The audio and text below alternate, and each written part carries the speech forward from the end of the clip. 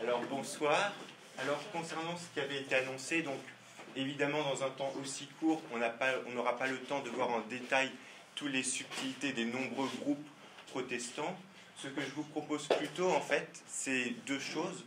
Tout d'abord, essayer de comprendre d'où vient cette diversité, pourquoi il y a autant de groupes, et ensuite dans quelle mesure cela est ou non un obstacle en fait à la communion entre ces deux groupes. Donc, entre ces différents groupes. Donc pour cela, je vous propose un parcours en 3 étapes. Tout d'abord, on va parler de l'unité et de la diversité du protestantisme. Ensuite, on aura un bref aperçu de l'historique du protestantisme en France. Donc ce ne sera pas une histoire des protestants, mais simplement quelques dates clés pour un peu mieux comprendre. Et ces deux premières parties nous amèneront donc, troisièmement, à la situation actuelle. Alors, tout d'abord, rappelons 2 principes fondamentaux du protestantisme, d'où découle ensuite un peu tout le reste. Le premier, c'est le sola scriptura, l'écriture seule. Qu'est-ce que cela signifie? On a vu d'ailleurs dimanche dernier dans la prédication de Gonzalo l'importance de rester attaché à l'enseignement des apôtres. Mais lorsque vous vivez au temps des apôtres, vous pouvez directement aller écouter les apôtres et leur poser les questions. Maintenant, quand vous vivez plusieurs siècles après les apôtres, comment connaître l'enseignement apostolique? Et c'est là, en fait, que la réponse va diverger d'une église à l'autre. Certaines églises considèrent que l'enseignement des apôtres s'est transmis à travers 2 canaux, ce qu'on appelle l'écriture et ce qu'on appelle la tradition de l'Église, donc qui est plus une tradition orale. La particularité des églises issues de la Réforme, c'est de considérer qu'il n'y a qu'un seul canal, et donc qu'une doctrine ne peut être considérée comme apostolique que si elle est attestée par l'Écriture. Le deuxième point qui distingue les églises issues de la Réforme des autres églises, des autres confessions chrétiennes, c'est la doctrine du sacerdoce universel. Tous les chrétiens sont prêtres. Et il n'y a pas de sacerdoce particulier. Alors cette doctrine a différentes conséquences, mais l'une qui nous intéresse ici, c'est qu'il ne peut pas exister une institution humaine dont les décisions doctrinales pourraient avoir la même autorité que l'Écriture. Cela ne veut pas dire que les églises ne peuvent pas fixer des confessions de foi ou d'autres règles, mais celles-ci sont toujours soumises à l'Écriture. Mais, alors, une fois qu'on a ces 2 points communs, on pourrait se dire, bon, on part sur des bases communes. Seulement, entre la Bible et le croyant, il y a un élément à prendre en considération, c'est l'interprétation. C'est-à-dire qu'on ne passe pas directement de la Bible au croyant. Entre la Bible et le croyant, il y a l'interprétation, et c'est là où certaines différences, certaines divergences peuvent survenir. Donc, je vous propose 5 catégories principales de diversité, j'appelais ça diversité et divergence. La première concerne les conceptions de l'Église, ensuite les différences théologiques, les différences dans l'organisation de l'Église, les différences dans la liturgie, et enfin la question de hiérarchiser ces différences. Alors, commençons tout d'abord sur la question des conceptions de l'Église. Donc la Réforme est assez diverse, mais on peut quand même distinguer 2 pôles principaux à l'origine qui en fait reflètent 2 conceptions de l'Église. Ces 2 pôles sont bien sûr liés à des questions théologiques, ici le baptême et la relation avec l'État, mais j'ai mis ces questions un peu à part car elles ont comme particularité de traduire en fait 2 conceptions justement de l'Église. D'un côté, il y a la réforme magistérielle et de l'autre, la réforme radicale. Dans le cas de la réforme magistérielle, on accepte le baptême des enfants, et même on le rend obligatoire, et on accepte aussi l'intervention du magistrat, donc des autorités civiles, dans les questions religieuses. Et cela a une conséquence importante, c'est qu'en fait, la vision de l'Église, c'est ce qu'on appelle une Église multidiniste. C'est une Église qui touche les multitudes et qui tend à s'identifier avec la société. C'est-à-dire que, par exemple, sur un territoire donné, on prend par exemple l'Angleterre, l'idéal, c'est que l'ensemble des Anglais appartiennent à l'Église d'Angleterre.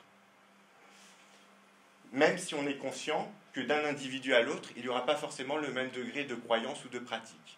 mais l'idéal de ces églises, c'est vraiment de s'étendre à l'ensemble de la société, l'ensemble du territoire qu'elles peuvent couvrir. Au contraire, dans la réforme radicale, on refuse le baptême des enfants. On demande seulement le baptême des croyants, c'est-à-dire des personnes qui peuvent eux-mêmes professer la foi. Et en même temps, on a tendance à refuser l'intervention du pouvoir civil. Alors, je précise qu'ici, il s'agit d'un tableau simplifié, car on peut trouver des groupes qui sont un peu entre les deux, mais ça nous donne quand même une bonne idée. Et ce qui découle directement de cette réforme radicale, c'est qu'on a abouti à un autre modèle d'église, qui est un modèle d'église de professants. C'est-à-dire, on considère que sont membres de l'église vraiment ceux qui veulent y adhérer, ceux qui adhèrent à ce que croit l'église, et donc c'est des églises beaucoup plus restreintes. C'est-à-dire que c'est des églises qui vont beaucoup plus se distinguer de la société. Dans une société donnée, il n'y a qu'une petite minorité qui va vraiment adhérer à l'église. Et donc même si ensuite il y aura toutes sortes d'évolutions théologiques, ces deux pôles, il faut les garder en tête, car quelque part ils vont toujours se maintenir au cours de l'histoire, et on va toujours avoir des églises qui vont plus tendre vers le modèle d'église de multitude, en ouvrant les bras largement, et d'autres qui, au contraire, vont tendance à avoir une définition très restreinte des membres de l'Église. Le deuxième point, donc, ce sont les différences théologiques. Alors, on ne peut pas rentrer dans les détails pour voir ce que croit chaque groupe, mais je vous ai quand même rassemblé un certain nombre de questions qui, en fait, étaient les points les plus débattus au cours de l'histoire du protestantisme, et ce sont autour de ces questions-là que les protestants se sont souvent divisés en différents groupes. Historiquement, le premier sujet de division, c'est la question du mode de présence du Christ dans la scène. Lorsque les réformateurs se sont réunis, ils ont fait une réunion qu'on appelle un colloque à Marbourg, ils sont arrivés à peu près à se mettre d'accord sur toutes les questions. Ça ne veut pas forcément dire qu'ils étaient d'accord sur tout, mais ils considéraient au moins qu'ils pouvaient être en communion, car ils étaient suffisamment d'accord sur tel ou tel point. Il y a un point où ils n'ont pas réussi à se mettre d'accord, c'est le mode de la présence du Christ dans la scène. Donc historiquement, ça a été la première cause de division entre les protestants. Un autre sujet de division, ça a été la question du baptême. Là, on en revient à ce que je disais avant, entre d'un côté des réformateurs qui prônaient le baptême des enfants et d'autres qui voulaient réserver le baptême aux croyants, c'est-à-dire à des personnes qui étaient en âge de proclamer leur foi. Le troisième point, alors là qui a aussi causé beaucoup de divisions, c'est la doctrine du salut. La doctrine du salut, c'est ce qui avait été un peu à l'origine de la réforme, avec Luther. Mais en même temps, si tous les réformateurs étaient d'accord pour insister sur la question de la grâce, sur le rôle de la foi, ensuite, ils ont commencé à diverger sur la portée du salut. Concrètement, une question qui se sont posées, c'est est-ce que le salut est offert à tous les hommes et qui sont ensuite libres de l'accepter ou de le refuser, ou est-ce que ce salut n'est offert par Dieu qu'à certains, les élus, qu'il a choisis d'avance? Et donc ça a été une question qui a été longuement débattue. Un quatrième point, là qui est un peu plus récent, mais qui a aussi causé beaucoup de divisions au sein des protestants, est la question des charismes ou des dons spirituels. Lorsqu'on lit le Nouveau Testament, on voit que les apôtres font beaucoup de miracles. Ils chassent les démons, ils prient pour les malades, on voit qu'il y a aussi des prophéties. Et l'apôtre Paul lui-même, dans ses lettres, parle de différents dons que les chrétiens peuvent exercer. Or, une question qui a traversé les églises protestantes était de savoir est-ce que tous ces dons spirituels sont réservés à la première église, au temps apostolique, et donc se sont depuis arrêtés, ou est-ce qu'au contraire, ils continuent jusqu'à nos jours? Et dans ce cas-là, est-ce qu'il faut les exercer aujourd'hui au sein de l'Église? Et donc ça, c'est une controverse qui a touché ce qu'on appelle les églises charismatiques. Est-ce qu'on exerce encore ces dons aujourd'hui, ou au contraire, est-ce qu'ils ont été arrêtés? Un autre sujet qui a aussi créé beaucoup de divisions, c'est la question de l'inspiration de la Bible et de son interprétation, avec un certain nombre de recherches, surtout à partir de l'époque moderne, mais aussi de découvertes en histoire et dans différentes disciplines, on est venu à se poser la question de la véracité des récits bibliques notamment, et aussi de la manière dont ils étaient inspirés. Est-ce que quand par exemple on dit que la Bible est la parole de Dieu, est-ce que cela veut dire que Dieu a dicté lettre par lettre toute la Bible? Certains le soutenaient, d'autres insistaient sur l'aspect humain aussi, c'est-à-dire que Dieu, oui, inspire, mais en même temps, les écrivains sont quand même au contrôle de ce qu'ils écrivent. Et est-ce que cette inspiration implique qu'il n'y a aucune erreur dans la Bible, que tous les récits doivent être pris au sens historique, ou est-ce qu'il y a plus de marge? Est-ce qu'on peut considérer que, par exemple, les historiens bibliques ont été des historiens comme les autres qui ont pu se tromper? Est-ce que certains récits sont plus des romans ou des mythes? Et donc ça a été une question qui a été beaucoup aussi débattue dès le XVIIe siècle, encore plus au XVIIIe et XIXe siècle au sein des églises protestantes. Et en fonction des positions des uns et des autres, ça a là encore pu créer des divisions. Et enfin, je dirais peut-être le dernier point qui est le plus récent, qui émerge, je dirais, surtout au XXe siècle, c'est tous les enjeux éthiques. Alors ça ne veut pas dire qu'il n'y en avait pas avant. Typiquement, une question éthique qui s'est posée dès l'origine, c'est le rôle du magistrat. Est-ce que, par exemple, le magistrat peut mettre à mort un hérétique? Si une personne est hérétique, est-ce qu'il est légitime que l'autorité civile la mette à mort? Ça, c'est une question qui a été débattue dès les origines de la Réforme. Certains étaient pour, d'autres étaient contre.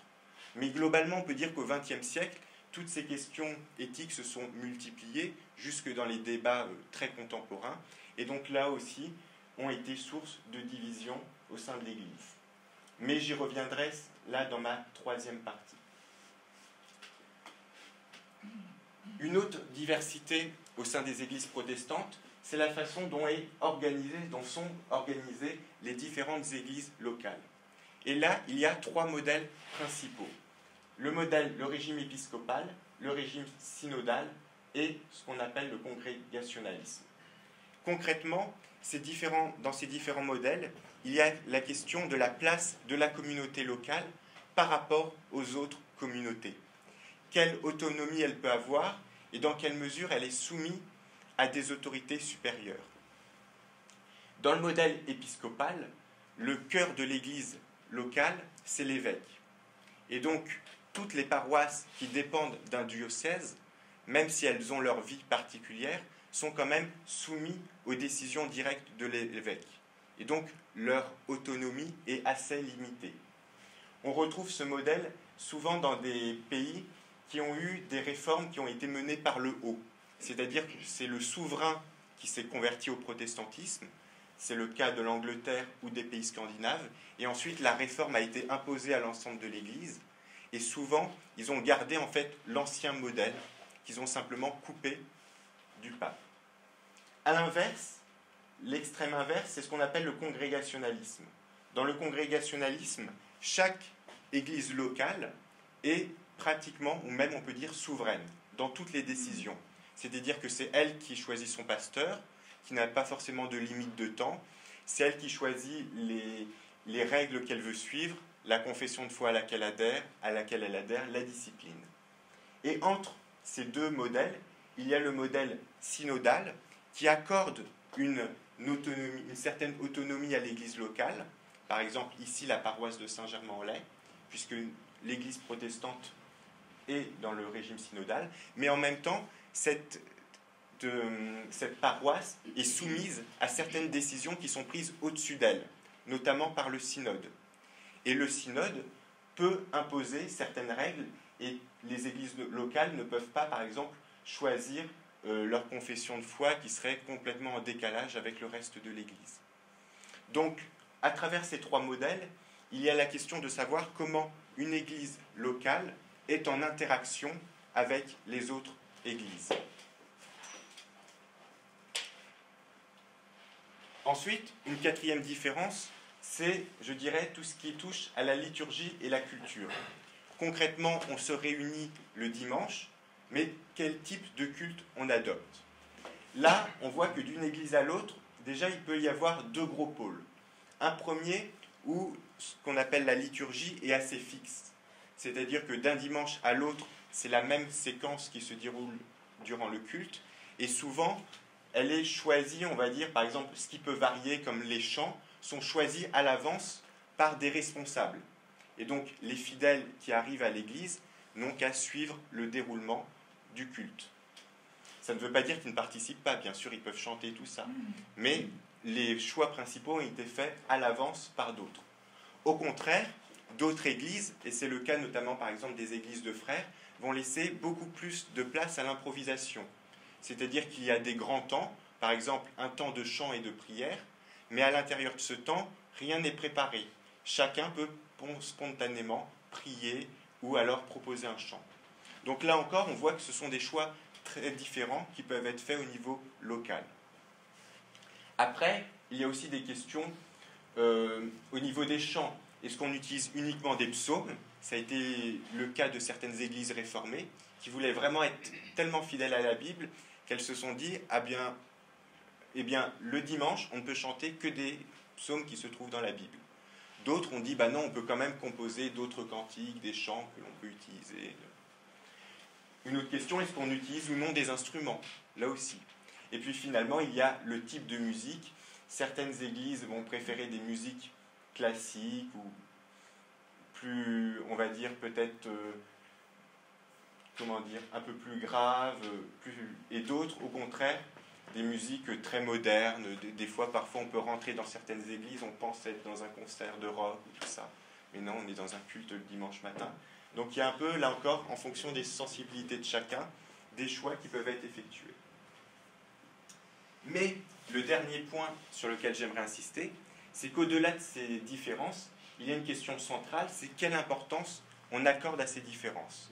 Qu'est-ce qu'on estime, qu'est-ce qui est essentiel et qu'est-ce qui est secondaire. Et dans le protestantisme, il y a eu un peu les deux extrêmes qui se sont développés. D'un côté, il y a eu un mouvement de confessionnalisation, c'est-à-dire qu'on a considéré que chaque point devenait important. Je vais donner un exemple tout simple. Les réformateurs, lorsqu'ils se sont réunis donc, la première fois, ont considéré qu'il y avait une seule divergence qui posait problème. Mais ensuite, leurs descendants ont décidé qu'en fait, tous les points où il y avait un peu des différences, ça devenait des points où on considérait qu'ils étaient absolument nécessaires. Je peux donner un autre exemple très simple. On prend par exemple deux baptistes. Donc la particularité des baptistes, c'est de considérer que le baptême ne peut être accordé qu'à des croyants. Donc ils refusent le baptême des enfants. Ces deux baptistes vont considérer que leur position est fondée sur la Bible. Mais en même temps, ils peuvent avoir ensuite deux attitudes très différentes vis-à-vis des chrétiens qui n'auraient pas cette même position. Un baptiste peut dire, eh bien, je peux tout à fait comprendre que cet autre chrétien, qui lui aussi reconnaît l'autorité de la Bible, n'a pas la même interprétation que moi, et considère qu'à partir de la Bible, on peut accepter le baptême des enfants. Et dans ce cas-là, il dit, c'est une différence que l'on a entre nous, mais ce n'est pas suffisant pour se séparer, pour rompre la communion. Mais un autre baptiste peut tout à fait dire, si moi je considère que c'est une différence qui est suffisamment importante pour se séparer et pour ne plus être dans la même église. Donc là encore, ça peut être un motif de rupture. Donc au-delà des différences, il faut bien comprendre que ce qui est aussi important, c'est le poids que l'on accorde à ces différences et finalement à quel niveau on met en quelque sorte le curseur. Qu'est-ce qu'on accepte, qu'est-ce qu'on trouve acceptable comme différence et qu'est-ce qui n'est plus acceptable. Et donc les deux mouvements, c'est d'un côté la confessionnalisation qui va toujours pousser plus loin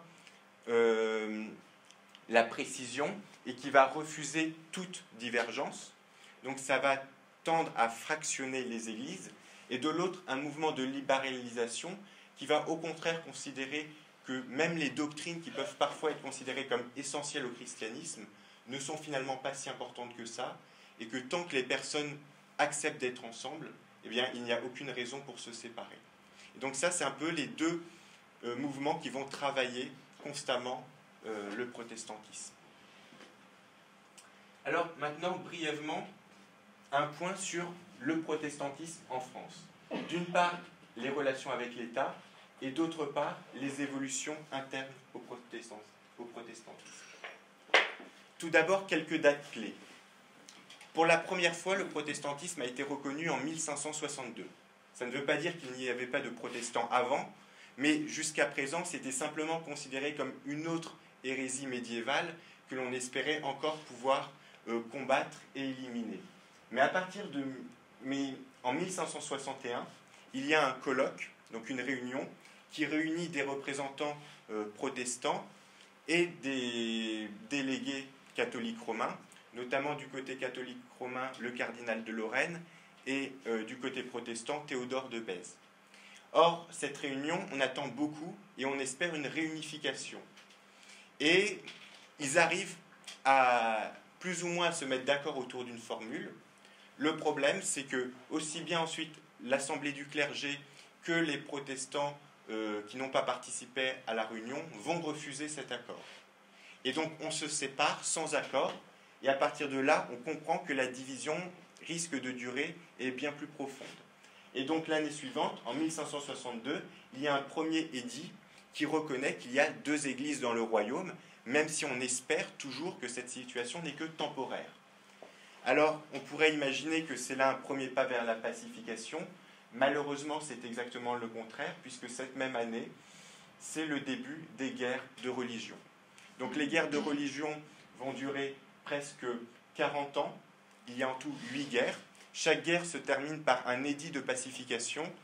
Ces édits sont plus ou moins favorables aux protestants, mais toujours avec beaucoup de limites, notamment concernant la liberté de culte. Mais de toute façon, ces édits ne tiennent jamais, puisque les guerres reprennent. Finalement, en 1598, il y a l'édit de Nantes. L'édit de Nantes qui est resté dans l'histoire, pas parce qu'il est différent des autres, en réalité il est même un peu en retrait par rapport à d'autres édits, mais tout simplement parce qu'il a réussi. Pendant un siècle, presque un siècle, il y a effectivement une coexistence, une tolérance au sens ancien du terme, entre les différentes confessions. Alors ça ne veut pas dire que les confessions sont à égalité. La liberté de culte des protestants est très limitée, mais elle existe. En 1685, il y a un édit de Fontainebleau, donc publié par Louis XIV, qui cette fois-ci, tout simplement, abroge l'édit de Nantes. Et à ce moment-là, le protestantisme n'a tout simplement plus d'existence officielle en France. C'est-à-dire qu'on considère qu'il n'y a plus de protestants en France. Évidemment, les protestants ne se sont pas évaporés, mais cela veut dire que pendant presque un siècle, même un peu plus d'un siècle, ils n'ont aucune existence légale, donc non seulement ils ne peuvent pas pratiquer le culte, mais ils ne peuvent pas non plus se marier ou faire reconnaître leurs enfants. C'est-à-dire qu'aux yeux de l'État, tous les mariages qui ont lieu entre protestants durant cette époque sont nuls, et ce qui pose bien sûr des problèmes de transmission et tout ça. Alors après, dans les faits, les magistrats civils vont essayer de trouver des solutions pour contourner la loi et pour quand même prendre en considération l'existence de ces personnes. En 1787, il y a l'édit de tolérance qui accorde le statut civil, mais sans la liberté de culte. C'est-à-dire que les protestants, on reconnaît qu'ils sont en France, qu'ils existent, mais ils n'ont pas le droit de célébrer de culte. En 1789, les protestants sont pleinement citoyens. Puis ensuite arrive Napoléon. Alors Napoléon est un peu rusé. En 1801, il négocie d'abord un concordat avec le pape, car il sait que s'il veut arriver à son but, il doit d'abord négocier uniquement les relations entre l'État et l'Église catholique romaine, car le pape ne voudra pas reconnaître les églises protestantes. Donc d'abord en 1801, il négocie le concordat, puis ensuite de sa propre autorité, tout seul, sans l'aval du pape, il ajoute ce qu'on appelle les articles organiques en 1802, qui reconnaissent l'existence de 2 églises protestantes, l'Église réformée et l'Église luthérienne. Et en 1808, il va ajouter un article supplémentaire pour les Juifs, donc pour le culte israélite. Et donc, en tout, et c'est un régime qui va se maintenir ensuite tout au long du siècle, il y a en France 4 cultes officiellement reconnus. Le culte catholique romain, le culte luthérien, le culte réformé et le culte israélite. Et enfin, en 1905, il y a la loi de séparation des églises et de l'État, qui là est absolument essentielle, puisque pour la première fois, elle met l'ensemble des confessions religieuses sur un plan d'égalité vis-à-vis de l'État. Bon, avec bien sûr l'exception de l'Alsace-Moselle, mais... Alors, à côté de ces évolutions, on peut dire des relations entre l'État et les églises protestantes, qu'en est-il au sein des protestants?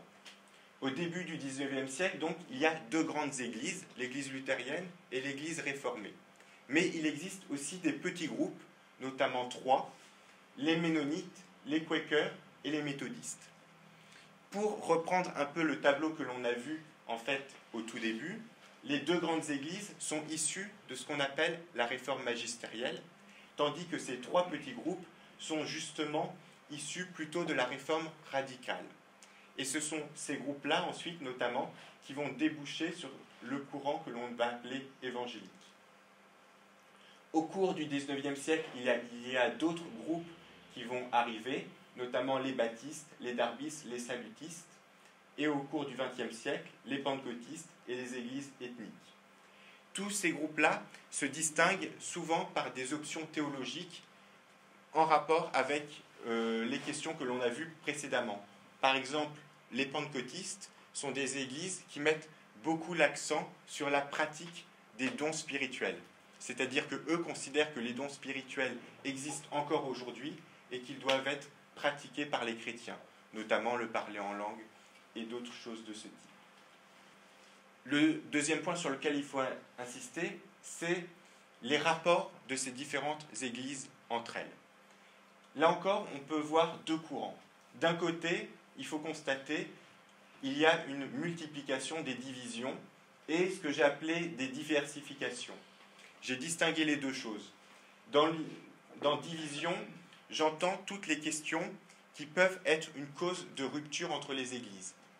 Donc ce sont les rapports théologiques, mais aussi les rapports à l'État, les questions théologiques ou les rapports à l'État. Comme je l'ai dit avant, il y a donc des églises qui sont officiellement reconnues par l'État. Et certains pasteurs sont très contents de cela. Mais d'autres estiment que c'est une mauvaise chose. Car bien sûr, si l'État reconnaît les cultes, d'une certaine façon, il peut aussi les contrôler.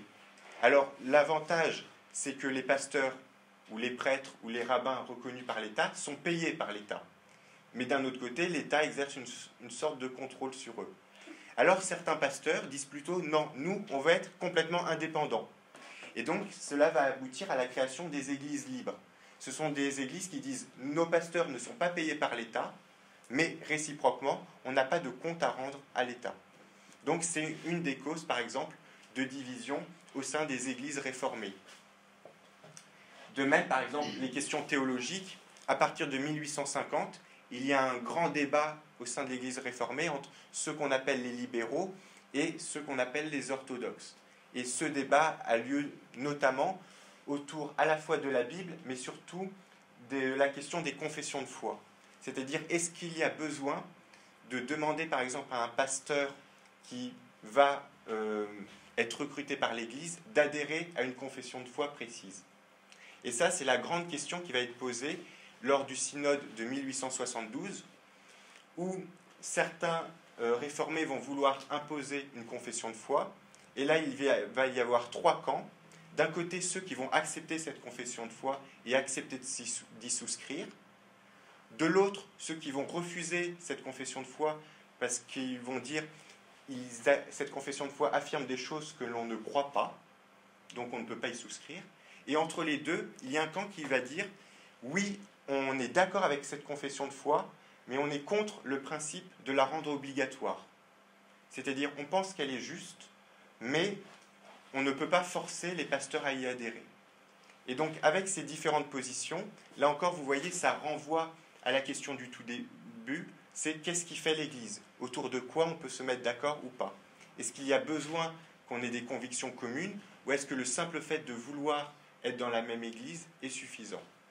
Et donc, toutes ces questions vont créer encore des divisions au sein des Églises réformées. Mais, à l'inverse, il faut aussi noter qu'il y a un important mouvement on va dire, de réconciliation, au moins une volonté de rapprochement et de manifester une communion visible. Et cette volonté de rapprochement donc, va commencer par la création de certaines structures, c'est-à-dire des unions d'églises, des fédérations. Par exemple, on a vu les églises baptistes, normalement, sont congrégationalistes, c'est-à-dire qu'elles sont complètement indépendantes des unes des autres. Mais à partir du XIXe siècle, certaines d'entre elles vont commencer à se réunir et créer ce qu'on appelle des fédérations. Donc tout en restant autonomes, elles vont reconnaître qu'elles ont quand même un lien particulier avec d'autres églises. Et notamment, par exemple, une des fédérations importantes, ce sera la Fédération des Églises évangéliques baptistes de France. Et à un niveau au-dessus, les protestants vont essayer de faire une fédération commune. Et en 1905, ils vont créer la Fédération protestante de France. Cette fédération a deux buts essentiels. Le premier, c'est justement de manifester une communion visible. C'est de dire, c'est pas suffisant, même si c'est vrai de dire que l'Église de Jésus est invisible, mais c'est quand même important vis-à-vis des autres, vis-à-vis du reste de la société, de témoigner d'une certaine unité, une unité visible même à l'échelle humaine. Et donc il y a l'idée qu'il faut arriver à regrouper les différentes églises, les différentes œuvres protestantes au sein d'une institution commune. Et le deuxième but de cette fédération, c'est aussi de pouvoir faire entendre la voix des protestants auprès de l'État. En particulier, on vient de voter la loi de 1905, et durant cette loi, les protestants qui auraient pu avoir un certain nombre de choses à dire, finalement ont été les responsables ont eu l'impression d'être assez peu écoutés. Ils se sont dit, si on a été assez peu écoutés, c'est tout simplement parce qu'on est trop séparés et il y a besoin que l'État ait un interlocuteur unique en quelque sorte. Et donc on a créé cette fédération pour pouvoir représenter aussi les protestants de France vis-à-vis soit d'autres institutions, soit vis-à-vis de l'État. Alors, maintenant, quelques points sur la situation actuelle, simplement 2 points. Un premier sur le paysage institutionnel du protestantisme français, et deuxièmement, ce que j'ai appelé l'individu protestant, ses convictions et son vécu, un peu pour voir les différences qui peuvent exister. Alors, tout d'abord, dans le domaine institutionnel, il y a aujourd'hui 2 grandes superstructures au sein du protestantisme français. D'un côté, la Fédération protestante de France, dont je viens de parler, qui a été créée en 1905, et de l'autre, le Conseil national des évangéliques de France, le CNEF, qui lui est beaucoup plus récent puisqu'il a été créé dans sa forme actuelle en 2010. Par rapport à ces 2 superstructures, il peut y avoir 4 possibilités pour une église locale. Soit elle est uniquement membre de la Fédération protestante de France. C'est le cas, par exemple, de l'Église protestante unie de France. Soit elle est uniquement membre du Conseil national des évangéliques de France. Soit elle peut être membre des 2. Soit elle peut être membre d'aucune de ces superstructures et être complètement indépendante. Alors pourquoi ces différents choix? Là encore, ça pose la question du début sur la question de la communion visible. Qu'est-ce qu'on peut accepter comme critère de communion et quelle importance on accorde au fait d'être en communion de manière visible.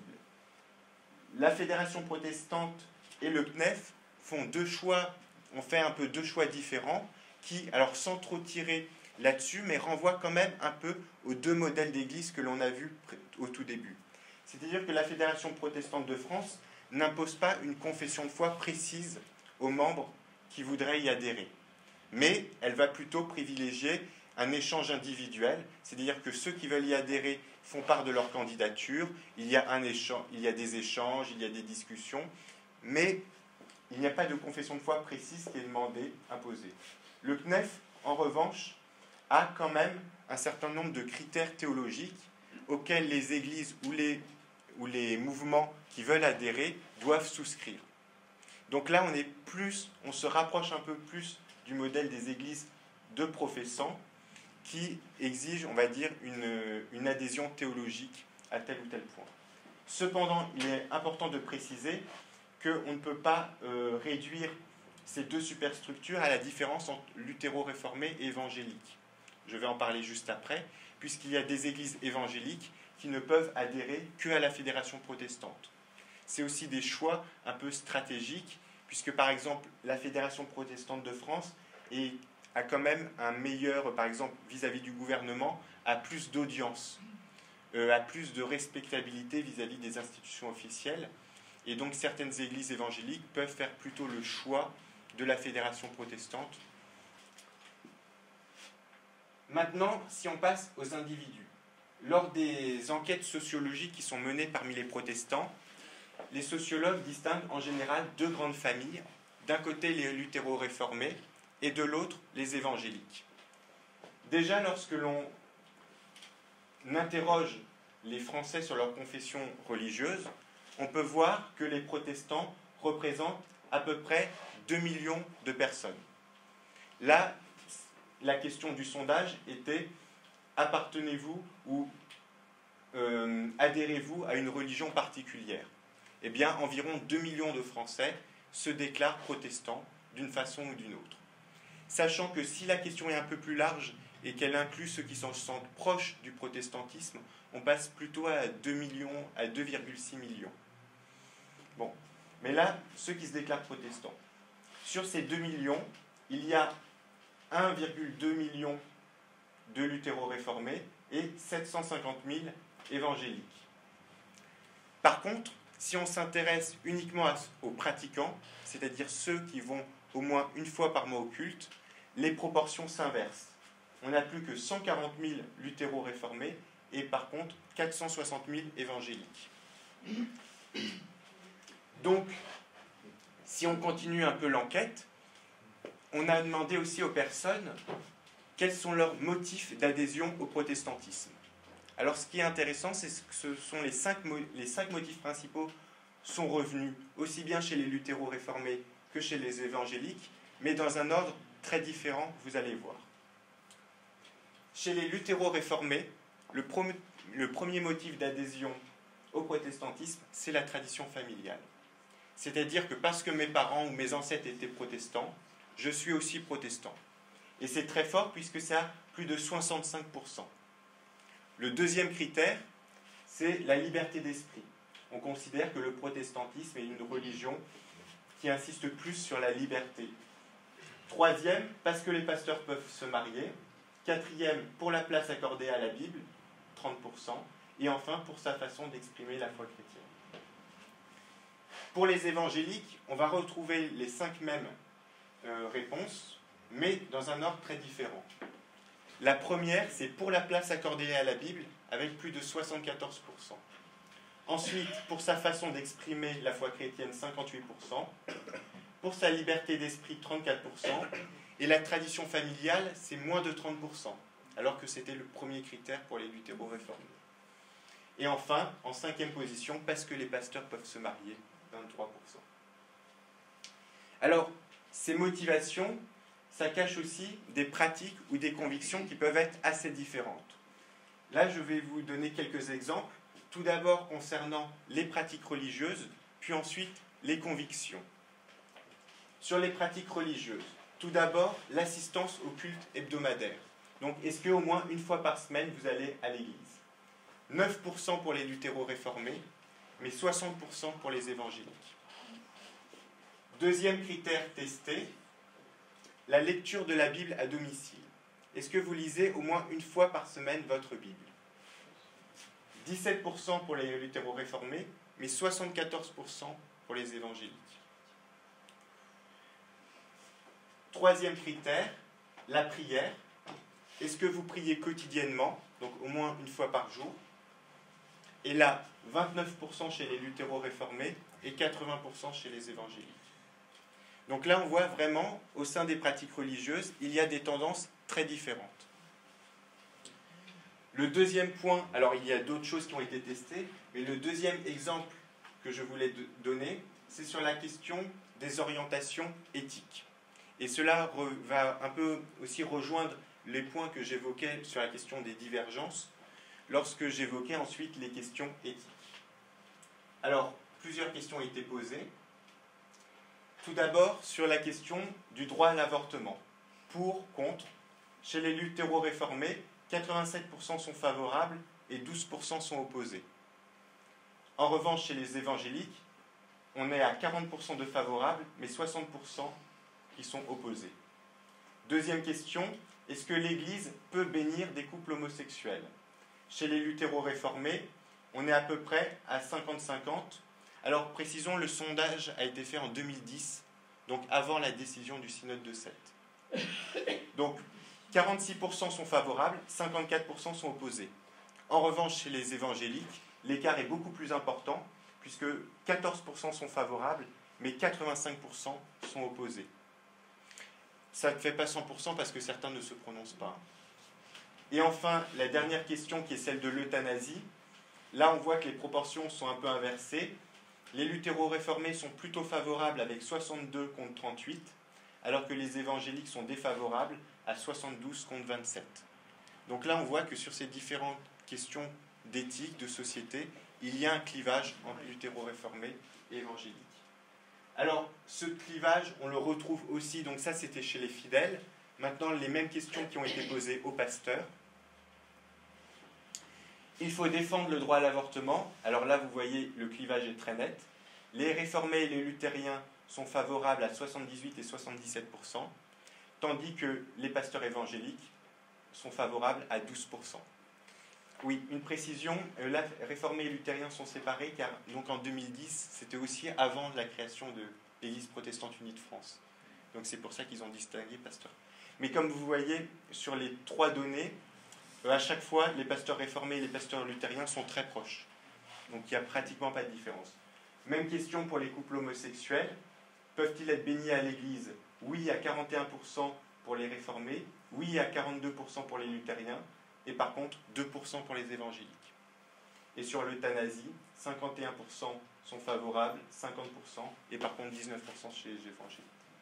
Donc là aussi, on voit au niveau des conceptions éthiques un fossé important entre ces deux tendances du protestantisme français. Pour conclure, qu'est-ce qu'on peut dire? Tout d'abord, je pense qu'il est important de rappeler que dans la conception protestante de l'Église, la structure de l'Église terrestre n'est pas un dogme. La diversité institutionnelle en soi n'est pas nécessairement un obstacle à la communion. C'est quelque chose qui a toujours été affirmé par les réformateurs.